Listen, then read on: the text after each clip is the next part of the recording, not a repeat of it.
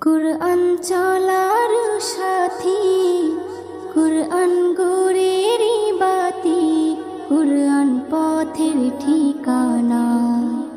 কুরআন চলার সাথী, কুরআন গোরের বাতি, কুরআন পথের ঠিকানা। যে জন পড়ে কুরআন খাঁটি হবে তার ঈমান, পাবে আল্লাহর করুণা। কুরআন চলার